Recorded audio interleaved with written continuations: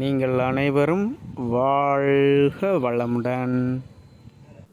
அது என்னன்னு அதுக்கும் தெரியல எதை தேடுறேன்னு, அது எங்கே கிடைக்கும்னு தெரியல, அது யார் கொடுப்பாங்கன்னு தெரியல. ஆனால் தேடிக்கிட்டே இருக்குது. தூங்கும் போதும் தேடுது, சண்டை போடும்போதும் தேடுது, டிவி பார்க்கும்போதும் தேடிக்கிட்டு இருக்கு, சமையல் செய்யும்போதும் தேடிக்கிட்டு இருக்கு. எங்கே தேடுவேன்னு எதையோ ஒன்று தேடிட்டு இருக்குது. அந்த தேடலுக்கு பேர் தாங்க மன நிறைவு. அதை தான் தேடுது. அப்போ இந்த மனம் சிந்தையா மதியா வேலை செஞ்சால் அந்த மன நிறைவு கிடைச்சிரும்.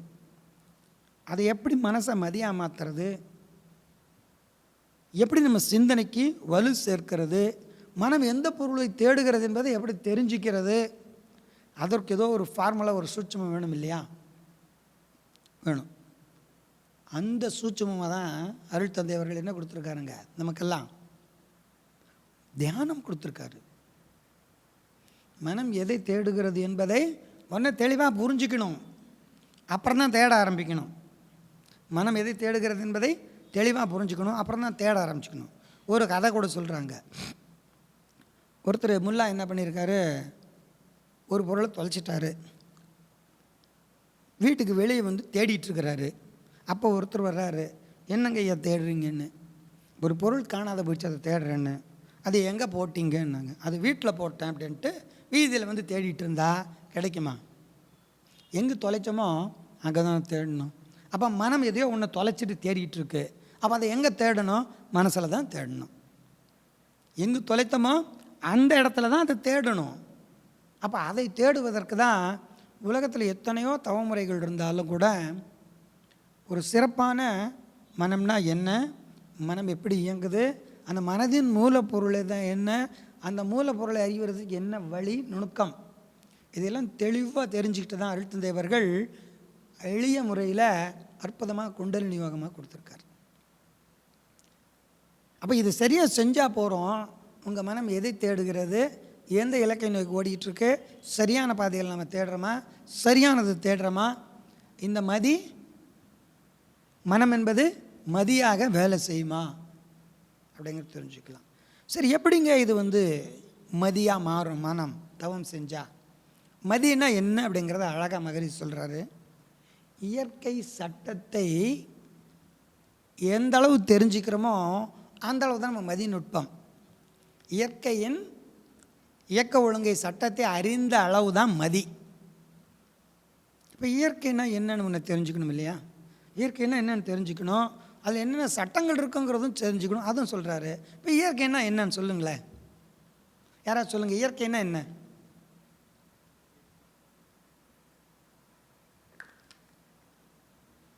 எதுங்கய்யா இயற்கைன்னு எதை சொல்லலாம்? மழை வருது, வெள்ளம் வருது. இப்போ திருநெல்வேலியில் வந்ததுலாம் இயற்கை, தூத்துக்குடி முழுகுனது இயற்கை. அப்புறம் சொல்லுங்கள் என்னங்கய்யா? வெயில் அடிக்கிறது இயற்கை, குளிர்ந்த காற்று இயற்கை, வெக்கையான காற்று இயற்கை. மகரிஷி அழகாக சொல்கிறாரு, அழகாக ரொம்ப சிம்பிளாக சொல்கிறாரு.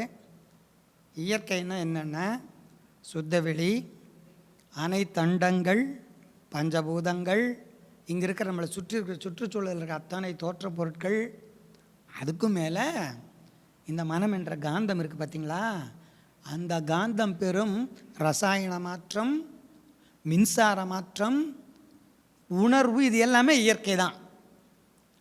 எல்லாம் இயற்கையின் செயல்பாடு தான். இது இயற்கைன்னு தெரிஞ்சிருச்சு.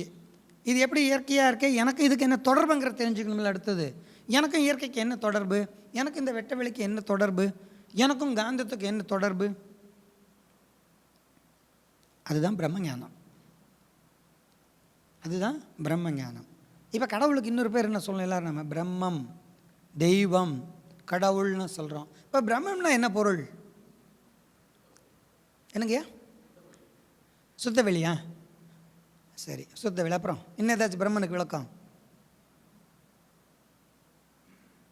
அம்மா என்னமோ சொல்ல வர்றாங்க, சொல்லுங்கள், ஒன்றும் தப்பு இல்லை.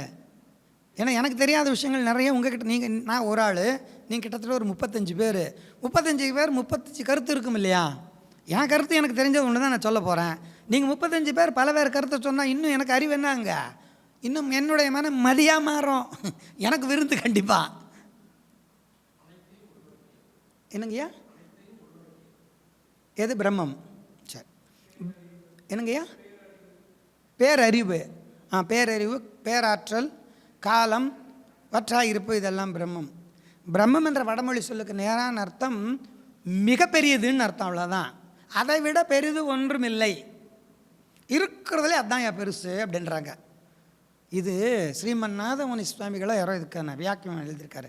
பிரம்மத்துக்கான விளக்கம் அவங்க எழுதும்போது அந்த வியாக்கியானம் இது எழுதியிருக்காங்க. பிரம்மம் என்றால் அதை விட பெரிது ஒன்றுமில்லை, the big bigger biggest, nothing is bigger than that, அதுதான் பிரம்மம்.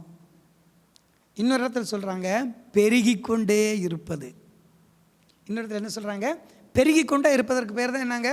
பிரம்மம். அப்போ எது பிரம்மம்? இப்போ இயற்கையின் முதல் நிலை பிரம்மம். இப்போ எது பிரம்மம்? இருக்கிறதே ரொம்ப பெருசு எதுங்க? அவ்வளோதான், அவ்வளோதான், அவ்வளோதான். வெட்ட வெளி தான் பெருசு. அது எங்கே போனாலும் இருக்குது. அது இல்லாத இடம் இல்லை. இங்கே இருக்கா இல்லையா? இருக்கா? எங்கே இருக்குது?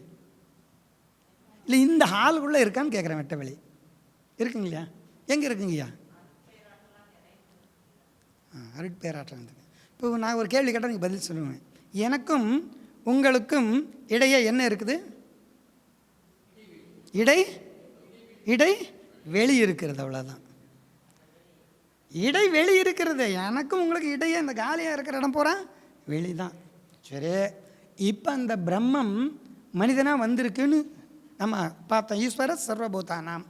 இப்போ அந்த வெட்ட வெளி நமக்குள்ளே இருக்கா இல்லையா? இருக்கா இல்லைங்களாம்மா? எப்படி இருக்கு?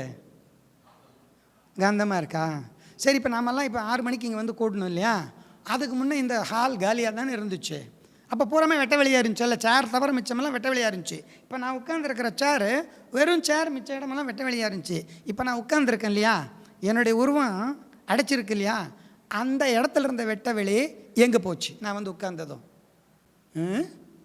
என்னங்க? அதாவது எங்கே போச்சுன்னு கேட்குறேன்.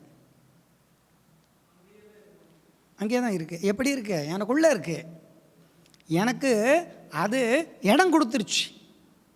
இயற்கை என்ன பண்ணியிருக்கு? எனக்கு இடம் கொடுத்துருச்சு இருக்கிறதுக்கு. அது இடம் கொடுக்கலனால நிற்க முடியாது, உட்கார முடியாது.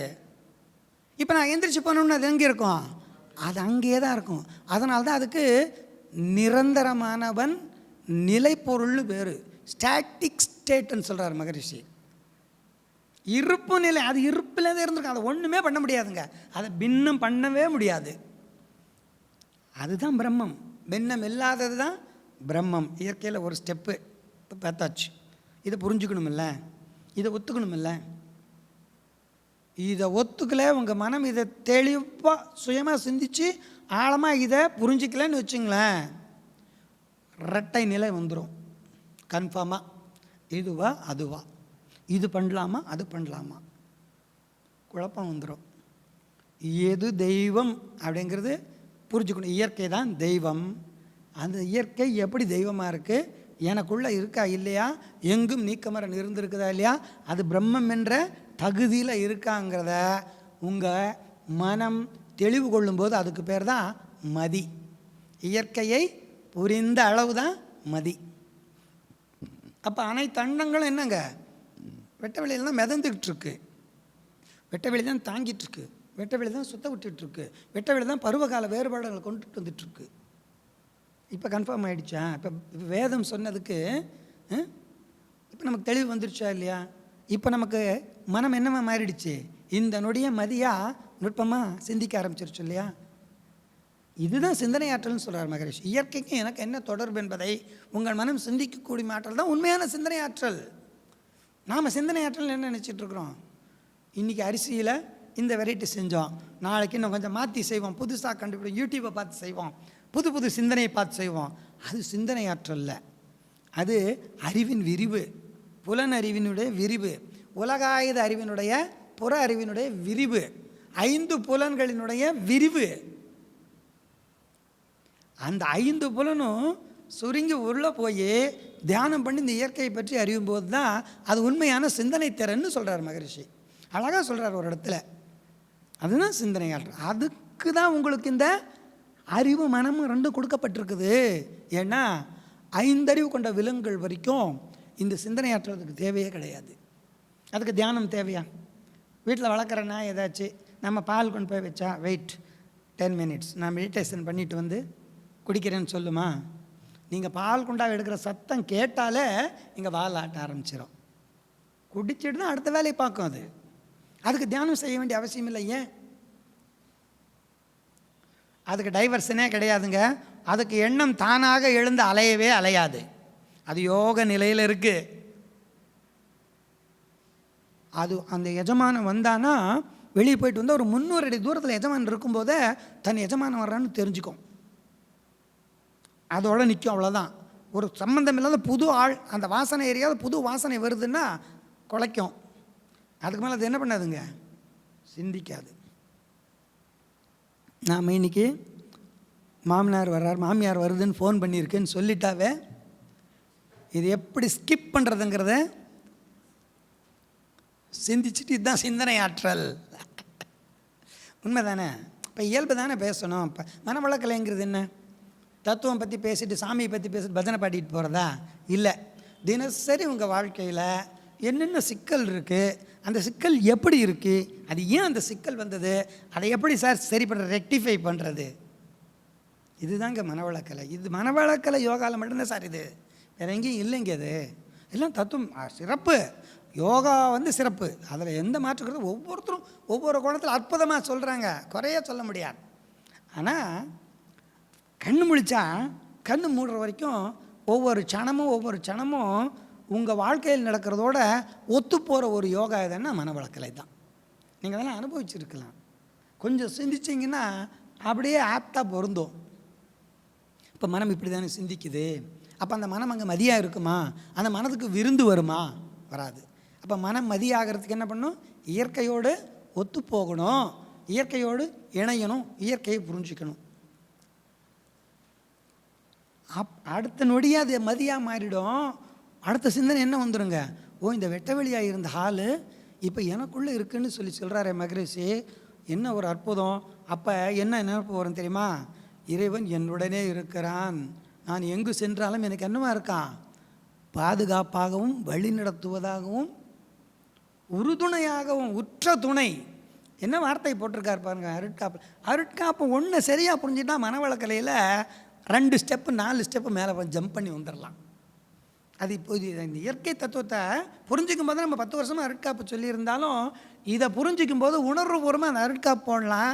அது எப்படி நம்ம அந்த மனம் என்பது மதியாக மாறிடுச்சுன்னா அது சும்மா உங்களை உட்காரவே விடாதுங்க. நல்லதை நோக்கிய பயணத்தில் தரத்தரன்னு இழுத்துட்டு போகும். எல்லாமே பிரம்மந்தான். பிரம்மத்துக்குள்ளே எல்லாமே அடக்கும். இவ்வளோ நேரம் பேசுனது கேட்டதில் கடைசி வரைக்கும் நான் வேறு பேசிகிட்டே இருக்கேன். மைக் வேலை செய்யாத கூட தெரியாது நான் பேசிகிட்டு இருக்கேன். நான் மன்னிக்கவும் வாழ்க்கொள்ள மாட்டேன். அப்போ எல்லா இயக்கமும் இந்த இறைநிலை என்ற பிரம்மம் தான், சுத்தவெளி தான். அனைத்தையும் என்ன பண்ணுதுங்க? சூழ்ந்து அழுத்தி கொண்டு ஆக்கவும் காக்கவும் செய்து கொண்டிருக்கிற அந்த அறிவு உங்களுக்கு வந்துருச்சுன்னா அது இயற்கை நீங்கள் என்ன பண்ணுவீங்க? மதிக்க ஆரம்பிச்சிருவீங்க. அதனால தான் அதுக்கு மதின்னு பேர். மதினா மதிக்கணும். எதை மதிக்கணும்? எல்லாத்தையும் மதிக்கணும். ஒரு சின்ன உதாரணம் சொன்னால் ரொம்ப எளிமையாக இருக்கும். இந்த பைப்பில் வாட்டர்மேன் தண்ணி எடுத்து விட்டாருன்னு வச்சுங்க, எங்கள் வீதியில் நோம்பி போட்ட மாதிரி இருக்கும். பாதி தண்ணி ரோட்டில் தான் போகும். கண்டுக்கவே மாட்டாங்க யாரும். அது பாட்டுக்கு போகுங்க. நான் மனசு கேட்காத பெல் அடிச்சு, அக்கா கண்ணு தண்ணி கீழே போகுதுடா, கீழே ஊற்றாதீங்கடா தண்ணி இவ்வளோ, கேட்கவே மாட்டாங்க. இப்போ அந்த தண்ணி 15 நாளாக என்ன பண்ணிகிட்ருக்கு? தமிழ்நாட்டில் வச்சு செஞ்சிட்ருக்குது. சென்னை கமுத்து போட்டு உருட்டி எடுத்துகிட்டு தூத்துக்குடி திருநெல்வேலியில் போய் ஆட்டம் ஆடிட்டுருக்கு, கோரத்தாண்டம் ஆடிட்டுருக்கு. அது நினச்சா நான் எவ்வளோ மட்டும் என்னால் பண்ண முடியும்னு காட்டுது பாருங்க. இப்போ அதை மதிக்கக்கூடிய தன்மை இருந்தால் அதிலிருந்து காப்பும் பெறலாம், தப்பிச்சுக்கலாம். யாரும் மதிக்கிறது இல்லை. இஷ்டத்துக்கு தண்ணி திறந்து குளிக்கிறதுக்கு 2 குடம் தண்ணியில் குளிக்கிறாங்க. நம்ம இந்த ஹால் அளவாக இருக்குது உடம்பு. ஒரு 10 லிட்டர் தண்ணி இருந்தால் 15 லிட்டர் தண்ணி இருந்தால் மிச்சம் குளிக்கிறதுக்கு, அவ்வளோதான். அது இயற்கை தானே. அந்த H2O தானே அந்த தண்ணியினுடைய ஃபார்முலா. அந்த H2O நம்மளால் பண்ண முடியுமா? ஒரு ஹைட்ரஜன் கேஸையும் ஒரு ஆக்சிஜனையும் இணைச்சி விட்டு பண்ண முடியுமா? வாய்ப்பே இல்லை. அந்த இயற்கை என்ற பிரம்மம் அதுவாக அந்த அறிவு, அந்த விவேகம் என்ற மனதின் துணையினால் ஹைட்ரஜனும் மூலகங்களும் ஆக்சிஜன் மூலங்களும் ஒன்று நின்று வட்டமடித்து உடனே வராதுங்க. வட்டமடித்தா உடனே வராது. ஏன் தெரியுமா? ரெண்டுக்கு நான் பெரியனா நீ பெரியவனான்ற ஈகோ இருக்குது. ஹைட்ரஜனுக்கும் ஆக்சிஜனுக்கும். ஹைட்ரஜனுங்கிறது 2 மூலக்கூறு இருந்தது, ஆக்சிஜனுக்கு 24 மூலக்கூறு சேர்ந்தது. நீயா நான் பலசாலும் ஒன்று தள்ளிகிட்டே இருக்கும். அந்த அறிவு கொஞ்சம் கொஞ்சமாக வேலை செஞ்சு அதனுடைய மனம் மதியாக மாறி நம்ம 2 பேர் சண்டை போட்டால் மனுஷனுக்கு எந்த பிரயோஜனம் இல்லை. நாம் ஒத்து போனால் தான் இவனுக்கு நன்மை என்ன நினச்ச உடனே என்ன ஆகுங்க, அந்த காந்தக்களம் இணைஞ்சிருச்சுன்னா தானாக அந்த இடத்துல தண்ணியாக வந்துடும். இப்படி தான் வரும் தண்ணி. நம்ம பண்ண முடியுமா? இது உணரணுமா இல்லையா? சின்ன சின்ன விஷயங்களில், அன்றாட நிகழ்வுகளில், குடும்பத்தில் நடக்கிற நம்ம வீட்டில் செய்கிற வேலையிலேயே உங்கள் மதியாக பண்ணிடலாம். உங்கள் மனசை நுணுக்கமாக சிந்திக்கணும். இப்போ இது சிந்திக்கிறதுக்கு தான் என்ன பண்ணுங்க, உங்களுக்குள்ளே போகணும். உங்களுக்குள்ளே போகணும். வெளியே மனசை எவ்வளோ விரிக்கிறீங்களோ அவ்வளோ உலக அனுபவம் கிடைக்கும்.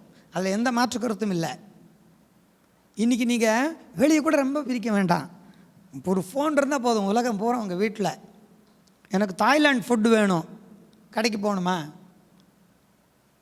சாமியார்கள் நிறைய பேர் வண்டியில் போடுறாங்க, அவங்களுக்கு ஒரு ஃபோன் பண்ணால் கொண்டு வந்து கொடுத்துட்றாங்க. யாருங்க? ஜொமாட்டோ. அவன் ஆரஞ்சு கலர் தான், காபி கலர் தாங்க ட்ரெஸ் போட்டிருக்காங்க. அவங்களாம் நமக்கு முக்தி அளிக்க வந்தவர்கள். சும்மா இருப்பதே சுகம்னு சொன்னதை ப்ரூவ் பண்ண வந்திருக்காங்க. நீ வீட்டில் உட்காருங்க. நீங்கள் ஃபோன் பண்ணி ஃபோன்பேயில் போட்டால் போதும், பணம் வீடு தேண்டி வந்துடும். இன்னும் கொஞ்ச நாள் போனால் இன்னொரு 10 ரூபா சேர்த்து கொடுத்தா ஊட்டி விட்டுட்டே போயிடுவாங்க.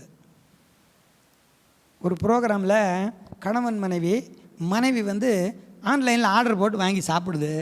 அந்த பையன் சொல்கிறான், சார் ஏன் சார் கேட்குறீங்க கொடுமையை? நைட்டு 9 மணிக்கு ஆஃபீஸில் இருக்கேன், வந்துட்டுருக்க ஒரு மெசேஜ் வருது ஜொமாட்டோவிலேருந்து, 120 ரூபாய்க்கு பில்லு அப்படின்ச்சு. என்னங்க 120 ரூபாய்ங்க? சிப்ஸு பேக்கெட் 120 ரூபாயாம். அவன் கேட்குறான், ஏம்மா 20 ரூபா அந்த பேக்கெட்டு, பக்கத்தில் பொட்டி கடைன்னு இருக்கு, நடந்து போய் வாங்கிட்டு வந்தால் 100 ரூபா மிச்சமாக இருக்குமில்ல, அதை கொண்டு வந்து கொடுக்குது 100 ரூபா, ஏன் இப்படி செலவு பண்ணு? அந்த பொண்ணு சொல்லுது, ஓடிடியில் சுயமரியாதை வந்துடுங்க, சுய மதிப்பு வந்துடுங்கய்யா. உண்மைங்க. நல்லா தாழ்வு மனப்பாயினுடைய உச்சகட்டம், ஹோல்சேல் ஏஜென்ட்டு. எந்த ஒரு கல்யாண ஃபங்க்ஷன் கூட போக மாட்டேன். போனால் நம்மளை வந்து கேவலமாக நடத்திட்டா என்ன நாமளே நினச்சிக்கிறது. அப்படியே மாயை. என்கிட்ட பணம் இல்லை, வசதி இல்லை, இதெல்லாம் மன்றதுக்கு வந்த பிற்பாடு எந்த இடம் போனாலும் எந்த விதமான நெருடலோ தயக்கமோ இல்லாத நம்மளால் என்ன பண்ண முடியுதுங்க, போக முடியுது, பழக முடியுது. பழகி பார்த்தா தான் தெரியுது சமுதாயம் மதிப்பு தான் வச்சுருக்கு நம்மள. எப்பயுமே நம்ம தான் மாயையில் மாட்டிக்கிட்டு என்ன பண்ணிகிட்ருக்கோம், சிக்கிட்டு நாம் தான் இங்கே துன்பப்பட்டுருக்கோம். விருந்தை என்னமா பண்ணியிருக்கோம், மிகப்பெரிய கசப்பு மருந்தாக அனுபவிச்சுட்ருக்கோம். நாம் விருந்தாக அனுபவிக்க வேண்டியதை. அப்போ மனம் புலன் உணர்வில் மயங்கிட மாயை. இப்போ மாயை என்பது என்னங்க, புலன் மயக்கத்தில் மனம் இருக்கிற. ஒரு உதாரணம் சொன்னால் தெரியும். நான் 10 நிமிஷம் டைம் இருக்குது. ஒரு உதாரணம் சொல்லி இது என்ன பண்ணுங்கிறது நிறைவு பண்ணிக்கலாம். நாம் இப்போ வீட்டில் ஒரு பூனை வளர்க்குறீங்கன்னு வச்சுங்களேன். அந்த பூனை எதுக்கு வளர்க்குறோம், எலி இல்லாத இருக்கணும், எலியை பிடிக்கணுங்கிறதுக்கு தான். அந்த பூனை எலியை பிடிச்சிருச்சுன்னா மகிழ்ச்சியாக இருக்குது. வீட்டில் கோழியும் இருக்குது, ஒரு கோழி குஞ்சு அதே நம்ம பூனை நம்ம வீட்டில் வளர்க்குற கோழி குஞ்சு பிடிச்சிட்டா மனசுக்கு அதே சந்தோஷம் இருக்கா? என்ன காரணம் தெரியுங்களா? மனம் புலன் உணர்வில் மயங்கி கிடக்குது. அது எப்போ பெருசாகும், ஒரு 1 கிலோ சைஸ் எப்போ ஆகும்? போச்சே, வடை போச்சேன்னு வடிவேல் சொன்னது போல் கோழி குஞ்சு போச்சே, அது ஒத்துக்க முடியுதா? அப்போ என்ன சொல்லுவோம், எலியை பிடிக்கும்போது சூப்பர் பூனை, கோழி குஞ்சு பிடிச்சிட்டா இது பூனைக்கு அறிவில்லை. பூனையினுடைய வேலை தனக்கு எதிராக எந்த ஜீவன் வந்தாலும் சின்னதாக இருந்தால் பிடிக்கும், அவ்வளோதான். அதுக்கு தெரியுமா, இது நம்ம எதமான வளர்த்துற கோழி, இதை பிடிக்கக்கூடாது. அவ்வளோதாங்க. பற்று பாசம் மாயை. அதில் இன்னொரு சிக்கல் இருக்குது. எல்லாம் என்ன சொல்கிறாங்க, பயமுறுத்துறாங்க தெரியுங்களா? நான் யோகாவுக்கு போகிறேன்னு சொன்னால் எதுக்கு உனக்கு இப்போவே? இப்போ ஒரு பையன் விஷன் படிச்சுட்டு இருக்கான். அவன் வீட்டுக்கு தெரியாத விசன் படிக்கிறான். நான் உடற்பயிற்சி மட்டும் பண்ணிட்டு வரேன், 3 நாளைக்கு விசனுக்கு வரான். அது எனக்கு நேற்று தான் அந்த விஷயம் தெரிஞ்சது. புக்கை மன்றத்தில் வச்சுட்டு போயிடுறான். ஏன் அப்படின்னு பிஓவை கேட்டேன். அவங்க அப்பா அம்மா பயப்படுறாங்க. என்ன பயப்படுறாங்க? இவன் நல்லவனாக மாறிட்டா என்ன பண்ணுறது, இவன் விளங்கிட்டா என்ன பண்ணுறதுங்கிற பயம். அவன் நேர்மையாக சிந்திக்க ஆரம்பிச்சிட்டான் என்ன பண்ணுறது, மிகப்பெரிய பயம். என்ன காரணம்? இந்த உலகம்தான் சாஸ்வதம்.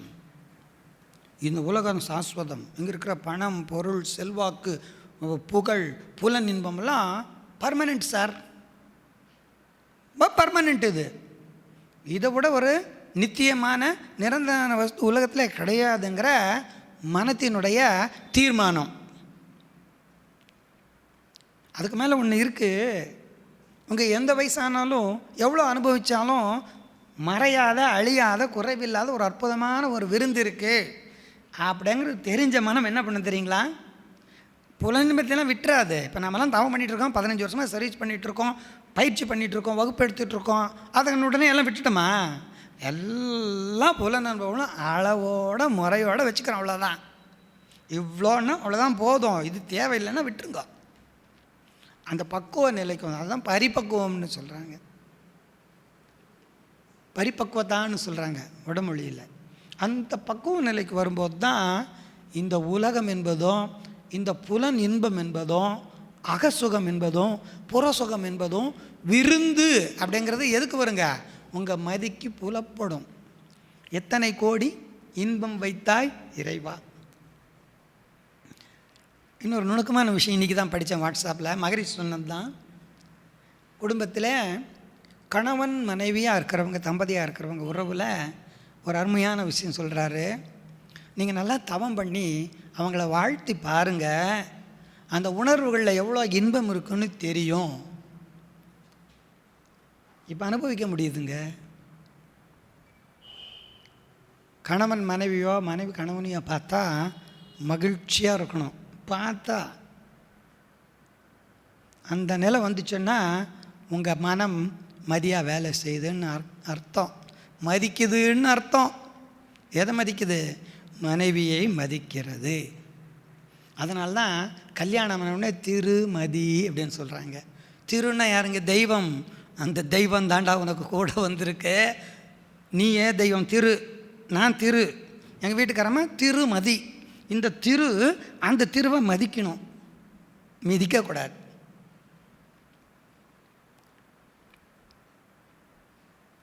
பெரியவங்க ரொம்ப நுணுக்கமாக தான் செஞ்சு வச்சுட்டு போகிறாங்க வேலை. நமக்கு எடுத்து சொல்ல ஆள் இல்லை. மனம் போன போக்கில், கால் போன திசையில் பயணிக்கிறது, மனம் போன போக்கில் செயல்களை செஞ்சு செஞ்சு என்ன பண்ணிட்டோங்க? ஒரு மாதிரியாக ரக்கடான ஆளாக மாறிட்டோம். மனம் அப்படியே வடு விழுந்து போச்சுங்க. மனம் இறுக்கி இறுக்கி இறுக்கி கண்டன்ஸாக ஒரு மாதிரி ஆயிடுச்சு, ஜாம் ஆகிடுச்சு. பாருங்கள், இன்றைக்கி நம்ம மன்றத்தில் இருக்கோம், பயிற்சி பண்ணுறோம், நம்ம ஃப்ரீயாக இருக்கோம். வெளி மக்கள் கூட பழகும்போது தெரியுது எவ்வளோ இறுக்கத்தில் இருக்காங்க, இந்த சமுதாயம் எவ்வளோ இறுக்கத்தில் இருக்குதுன்னு. ரொம்ப மனம் ஏதோ ஒன்று இவங்களுக்கு பண்ணணுன்னு துடிக்குது. ஏன் தெரியுமா? அந்த மனம் மதியாக மாறிடுச்சு. அதுக்கு எவ்வளோ வேல்யூன்னு தெரிஞ்சு போச்சு. இந்த உயிருக்கு என்ன வேல்யூ? அப்போ கணவன் மனைவி நட்பாக இருக்கணும். அந்த நட்பை பார்த்தா மகிழ்ச்சியாக இருக்கணும்னா என்ன சொல்கிறாருன்னா, முன்னே அதை ஒரு உயிராக மதி. இப்போ இது என்கிட்ட இருக்குது உயிர், எங்கள் வீட்டுக்காரமாக உயிர் தான் இருக்குது. இப்போ இந்த உயிருக்கு தனிப்பட்ட ஆசை விருப்பம்லாம் இருக்கா இல்லையா? இருக்கு இல்லைங்களா? எனக்கு ஒன்று சிலது பிடிக்குமா இல்லையா? அந்த மாதிரி எங்கள் வீட்டுக்காரம்மாவுக்கும் பிடிக்குமா பிடிக்காதா? சொல்லுங்கள் சார். நம்ம தான் சொல்லணும். ஏன்னா நம்ம பக்கம் வர்ற குற்றச்சாட்டை என்னன்னா, இவங்க நம்மளை என்ன பண்ணுறாங்க? ஓவர்டேக் பண்ணி முன்னால் போய் பிரேக் போடுறாங்கிறது தான் சிக்கல். வாழ்க்கை பயணத்தில் கொஞ்சம் நம்ம சிந்திக்கணும். அந்த ஆன்மாவுக்கும் தனிப்பட்ட உணர்வு இருக்குமா இருக்காதா? நான் சிந்திக்கிற மாதிரி அது சிந்திக்கணும்னு நினச்சா நியாயமா? அதுக்கு பதில் சொல்லுங்கள். நியாயமாக சிந்திக்கணும், நேர்மையாக சிந்திக்கணும். இந்த இடத்துல உட்காந்துட்டு இல்லை சார் எல்லாம் வேண்டாம், நம்ம மனசாட்சிப்படி சிந்திப்போம். இருக்குமா இருக்காதா அந்த உணர்வு? அதுக்கு அப்போ அதை மதிக்கணும். இல்லை, அதை நீங்கள் மதிச்சிங்கன்னா அங்கேருந்து மதிப்பு தானாக வந்துடும். நான் உணர்ந்தது இதுதான். மனவளக்கலைக்கு வந்த பிற்பாடு உணர்ந்தது இதுதான். இப்போ பார்க்குற குழந்தைங்க, இதை பார்க்குற குழந்தைங்க இன்னமா ஓட்டு தெரியுங்களாங்க 2 பேர்த்த. அங்கே சின்னது இருக்குது பாருங்கள், காலேஜ் போகுது, ஏதாவது ஒன்று எங்கள் வீட்டுக்காரம்மாக்கிட்ட கொஞ்சம் அட்ஜஸ்ட் பண்ணி போயிட்டேன்னு வச்சுங்க, விட்டு கொடுத்த பெருசுங்களுக்கு பாடுறா. நான் சின்ன பிள்ளையாக இருக்கும்போது சண்டை போட்டுட்டு இருந்துச்சிங்க, இப்போ என்ன இணக்கமாக இருக்குது சொல்கிறாங்க நேரடியாக. அதுதான் விருந்து இந்த மனசுக்கு. அந்த குழந்தைங்களுக்கு அப்போ புரியுதில்ல, சம்திங் ஹேப்பன்ட், என்னமோ நடந்துருக்கு, குடும்பத்தில் ஒரு மாற்றம். இது எதாவது நடந்ததுன்னு புரியுது. உடற்பயிற்சி செய்யி தவம் செய்யின்னு சொன்னப்போ செய்யலை. இந்த மாற்றம் வந்து அவங்க கொஞ்சம் அறிவு நிலை உயர்ந்து உலகத்தை பார்த்துட்டு நம்ம வீட்டையும் பார்க்குறாங்க. இப்போ காலேஜ் போகிறாங்க, உலகத்தை பார்க்குறாங்க, வீட்டுக்கு வந்தோடனே உள்ளே பார்க்குறாங்க. அப்போ ஏதோ பயிற்சி இருக்குன்ட்டு இப்போ எப்படியும் அரையும் குறையுமாவது எதிர்த்து பயிற்சி செய்கிறாங்க. அப்போ அவங்களுடைய மனம் என்னவா மாறிடுங்க, சிந்தையாக மாறிடும், மதியாக மாறும். விருந்து கண்டிப்பாக அவங்களுக்கு உண்டு. இப்போ இந்த விருந்தை நாம் மட்டும் அனுபவித்தா போதுமா, இல்லை எல்லோரும் கொடுக்கணுமில்ல. இப்போ விருந்துன்னா என்னங்க, அதை அதுதான் மெயினான விஷயம். விட்டுட்டு அதை விருந்துன்னா என்னங்க, எதுக்குங்கம்மா விருந்து போடுவோம், எதுக்கு வீட்டில் விருந்து வைப்போம்? ஒரு நல்ல நிகழ்வு நடந்தால் அந்த நிகழ்வுக்கு வரக்கூடியவர்களை மகிழ்விப்பதற்கு விருந்து. நீங்கள் எந்த விருந்துக்கும் போங்க, அந்த விருந்து வைக்கிற வீட்டுக்காரரு ஒரு 10 பேர்கிட்டயாச்சு உணவு எப்படி இருந்துச்சுன்னு கேட்குறாங்களா இல்லையா? கேட்குறாங்க, எப்படி இருந்தது, ஐட்டம்லாம் நல்லா இருந்ததா? அப்போ விருந்துன்னா நம்ம நல்லா இருக்கிற மகிழ்ச்சியாக இருக்க மன்றத்துக்கு வந்து இந்த மகிழ்ச்சியை அவங்களுக்கு விருந்தாக ஆக்க வேணும் இல்லையா? அப்போ நாம் மதியில் உயரணுமா இல்லையா? நம்மளை நாம் மதிக்கணுமா இல்லையா? நம்மளை நாம் அதுக்கு செல்ஃப் ரெஸ்பெக்ட் கண்டிப்பாக வேணும். அப்போ நம்மளை மதிக்கிற தன்மை எப்போ வரும், எதில் வரும்? கண்ணாடி பயிற்சி பண்ணால் வரும். இதுதான் இன்றைக்கி உச்சக்கட்டமாக நிறைவு பயிற்சி விளக்கம். கண்ணாடி பயிற்சி பண்ணால் வந்துடுங்க. ஏன் அப்படின்னு மகரிஷி சொல்கிறாரு, கண்ணாடியில் யாரை பார்க்குறோம்? நம்மளை தான் பார்க்குறோம். நீங்கள் எந்த ஒன்றை அதிகமாக பார்க்குறீங்க அது மேலே மதிப்பு தானாக வந்துடும். ரஜினி படம் ரசித்து பார்ப்பேன் சார், எத்தனை வாட்டி போட்டாலும் அந்த படத்தை பார்ப்பேன் சார், அவனுக்கு மதிப்பு வந்துடுறதில்ல அது மேலே. அப்போ வாரத்தில் ஒரு 4 நாளைக்கு 3 நாளைக்கு கண்ணாடி பயிற்சி பண்ணி உங்களை பார்க்க பார்க்க பார்க்க பார்க்க பார்த்தா பிடிக்காது, பார்க்க தான் பிடிக்கும். ஒரு வாட்டி பார்த்தா பிடிக்காது, பார்க்க பார்க்க பார்க்க பார்க்க பிடிக்குங்க. செஞ்சு பாருங்கள். இதெல்லாம் மெனக்கட்டு பயிற்சி கொடுத்துருக்காரு மகரிஷி. அவர் பயிற்சி தான் கொடுக்க முடியும். எத்தனை தத்துவத்தை அவர் வாழ்நாள் பொழுது செஞ்சுட்டு நீங்கள் இந்த பயிற்சி பண்ணால் உங்கள் மேலே மரியாதை வரும், இந்த மாதிரி மீட்டிங் போட்டால் சொல்ல முடியும். அதுக்கு தான் சத் சங்கத்தை ஏற்பாடு பண்ணி நிறைய பேருக்கு பயிற்சியை கொடுத்து ரெடி பண்ணி விட்டுட்டார். நீங்கள் செஞ்சு பாருங்களேன், விடாத வாரத்தில் 2 நாள் 3 நாள் கன்னட பயிற்சி செஞ்சு பாருங்களேன், உங்கள் மேலான மதிப்பு உங்களுக்கு வரும். இப்போ உங்களுக்கு யாரை பிடிக்குன்னு கேட்டால் என் ஒய்ஃபை பிடிக்கும்னு சிலர், அப்பாவை பிடிக்கும்னு சொல்லுவாங்க. என்ன பிடிக்குதுன்னு சொல்லவே மாட்டேங்கிறாங்க எங்கேயுமே யாருமே. நீங்கள் கண்ணாடி பயிற்சி பண்ணிட்டு வாங்க, உங்களுக்கு யாரை பிடிக்கும்னு கேட்டால் உங்கள் உருவம் தான் உங்கள் முன்னால் வந்து நிற்கும். மனம் எதை பார்க்கிறதோ அதுவாக மாறும். சிறப்பு. அப்போ தான் இந்த பயிற்சியும் விருந்து, உங்கள் மதிக்கும் அதுதான் விருந்து. இப்போ இத்தனை விஷயங்கள் இதில் இருக்குது, இவ்வளோ நுணுக்கங்கள் இதில் இருக்குது, இவ்வளோ ஒரு மேன்மையான பயிற்சியாக இருக்குது. இந்த பயிற்சியை நாம் செய்கிறது ரொம்ப சிறப்பு. இதை மக்களுக்கு இது எடுத்து சொல்லி அவங்கள உணர்வாளர்களாக மாத்திர வரைக்கும் இதை கொண்டு போகணும்.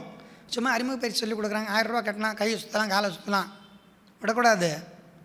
அவங்க வந்து செய்வாங்க, செஞ்சு நல்லா இருக்குது சார், ஃபீட்பேக் கேட்கும்போது 15 நாள் சூப்பராக இருந்ததுங்க, டைம் போனதே தெரியலிங்க, அப்புறம் 6 மாதம் கழிச்சு எப்படி இருக்கீங்க, அதே மாதிரி தான் சார் இருக்கேன்.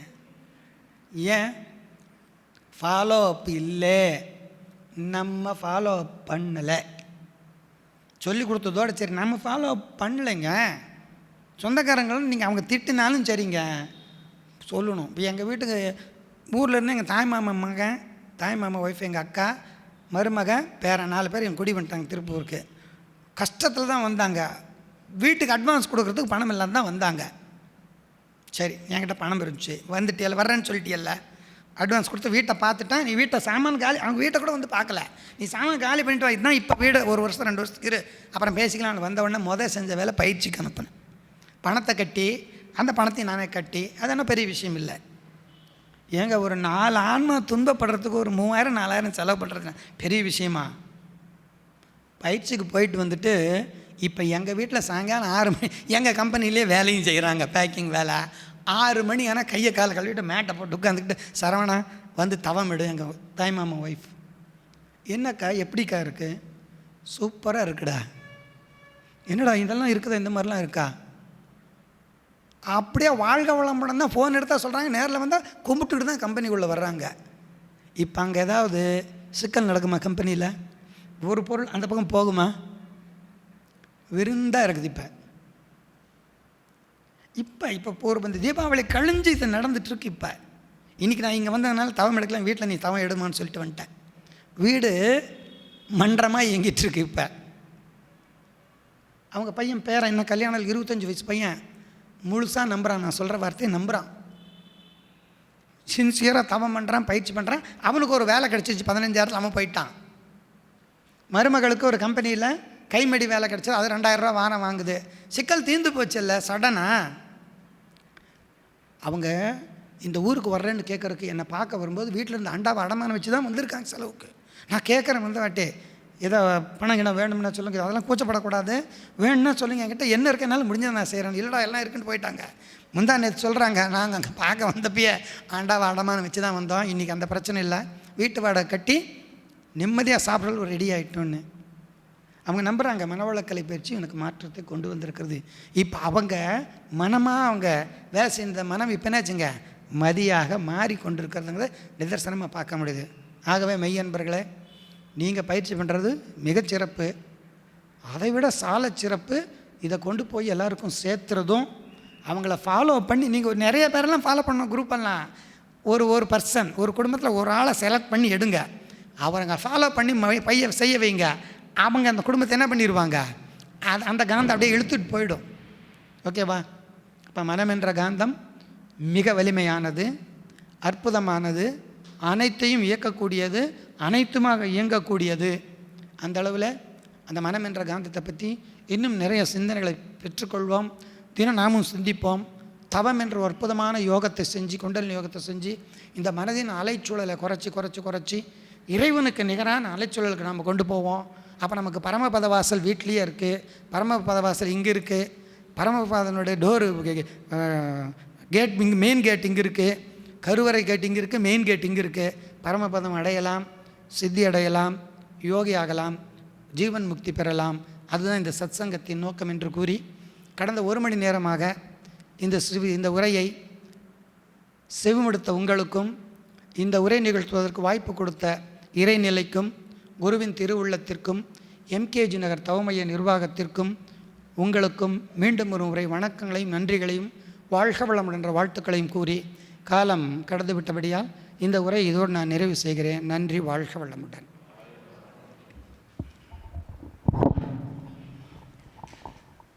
ரொம்ப ஒரு அற்புதமான தலைப்பு, ரொம்ப வித்தியாசமாக இருக்கும். அவ்வளோ விஷயம் இருக்குது, டைம் பத்தாது. இது மிகப்பெரிய ஒரு நாள், இது வந்து ஒரு நாள் வகுப்பு எடுக்க வேண்டிய சப்ஜெக்ட்டுங்க. மகிழ்ச்சி நிறையா சொல்லியிருக்காங்க. அறியாமை, உணர்ச்சிவய மயக்கம், மேலும் அலட்சியம், மூன்றுமே அறிவின் ஏழ்மை. அறிவு குறுகி பிறழ்ந்து துன்பம் நல்கும், அனைத்து செயலும் பிறக்கும் உண்மை காணீர்.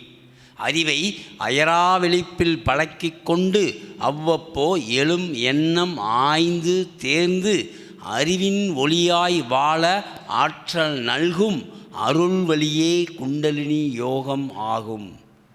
நமக்கு அற்புதமான விருந்து கொடுத்துருக்குறாங்க மகரிஷி. இன்னொரு பாட்டில் சொல்லுவாங்க, அறிவு தன் தேவை பழக்கம் சந்தர்ப்பம் அமைவதற்கு ஏற்ப 6 குணங்களாகி அறிவு உடலால் உணர்ச்சி வயப்பட்டு ஆற்றும் அச்செயல்களின் விளைவே உலகிலுள்ள அறியாதோர் அறிவுடையோர் அடையும் துன்பம். அருகுணங்கள் தோற்றம், நல்ல கவனிங்க, அருகுணங்கள் தோற்றம் இயல்பு அறிந்து மாற்ற அறிவிற்கு அகநோக்கு பயிற்சி தேவை. அதுதான் விருந்து. ரொம்ப அற்புதமான உரை. இன்றைக்கி நானே பிரமிச்சு போயிட்டேன். ரொம்ப வித்தியாசமாக இருந்துச்சு. நான் கொடுத்த தலைப்பை தாண்டி வேதாத்ரி மகரிஷியே உங்களுக்கு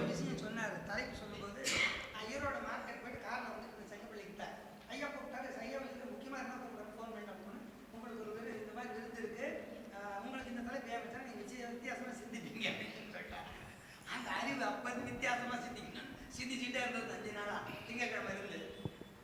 ஐயாட்ட நிறையா வகுப்பு நான் அமர்ஜோதியில் கொடுத்துருக்கேன். எம்கேஜியில் தான் எனக்கு வந்து ஃபஸ்ட்டு நான் 2 வருஷம் ஆச்சு வந்து நிறையா தடவை கேட்டேன். அவர் டேட் கிடைக்காதுங்க. ஆக்சுவலாக அவர் ஈரோடு மார்க்கெட்டுக்கு போகிறவர். ஆக்சுவலாக இன்றைக்கி நமக்கு வந்து இறைவன் கொடுத்த ஒரு மிகப்பெரிய ஒரு கிஃப்ட்டு தான். இதை நீங்கள் பயன்படுத்தணும் அப்படின்னா ஐயா வச்சு ஒரு அகத்தாய்வு 2 அல்லது 3 அகத்தாய்வு ஒரு 5 நாள் காலையில் 5 to 7:30 அந்த மாதிரி ஒரு வகுப்பு ஏற்பாடு பண்ணிவிட்டு உங்களுக்கு குரூப்பில் இல்லாதவங்க எம்கேஜி நகர் மனவளக்கலை யோகா குரூப் இருக்குது. எம்கேஜி நகர் தவ மையம். இந்த மாதவன்கிட்ட பேர் கொடுத்தீங்கன்னா உங்கள் வாட்ஸ்அப் நம்பரை ஆட் பண்ணிடுவாங்க. அதில் பார்த்தீங்கன்னா இந்த மாதிரி மதிக்கும் விருந்தும் விதிக்கும் விருந்தும் நிறைய நிகழ்ச்சிகள் போட்டுட்ருக்காங்க. அதை பயன்படுத்தி பயனடைய வேண்டும் என்று கேட்டுக்கொள்கிறேன். சரவணன் ரொம்ப பிரமிச்சு போயிட்டார். அடிக்கடி பார்த்தீங்க அப்படின்னா நித்யா ஐயா அம்மா பார்த்துக்கிட்டே இருக்கிறார். அப்போ ஏதோ ஒரு மாற்றம் வந்துருக்குது வாழ்க்கையில். அதுதான் திருமதிக்கு அற்புதமான விளக்கம் சொன்னாங்க ஐயா. நிறைய பார்த்தீங்கன்னா நான் விளையாட்டு சொல்லிங்க, ரொம்ப ஒரு சிறப்பான பேராசிரியர். இந்த மாதிரி பேராசிரியர் நம்ம பயன்படுத்தணும். அப்போ தான் நமக்கு என்ன கிடைக்கும், நம்ம மதிக்கு விருந்து கிடைக்கும். இயற்கை சட்டமாயிருக்கும் விதி அதை இதை அறிந்த அளவே மதி. மகிழ்ச்சி 2 வரி பாட்டு பாருங்கள். ரொம்ப அற்புதமாக ஐயா வந்து நமக்கு நம்முடைய மதிக்கு மருந்தும் கொடுத்துருக்குறாங்க, நம்ம மதிக்கு விருந்தும் கொடுத்துருக்குறாங்க. அது மட்டும் இல்லாமல் வாழ்க்கை பயணம், வாழ்வின் நோக்கம், நிறைய உபனிஷத்துக்கள், தத்துவங்கள், பிரம்மா நிறைய விளக்கங்கள் கொடுத்தாங்க. அப்படிப்பட்ட அற்புதமான ஐயா அவர்களை உலக சமுதாய சேவா சங்கத்தின் பேராசிரியர் ஜி. சரவணன் ஐயா அவர்களை நன்றிகளோடு மன மகிழ்ச்சியோடு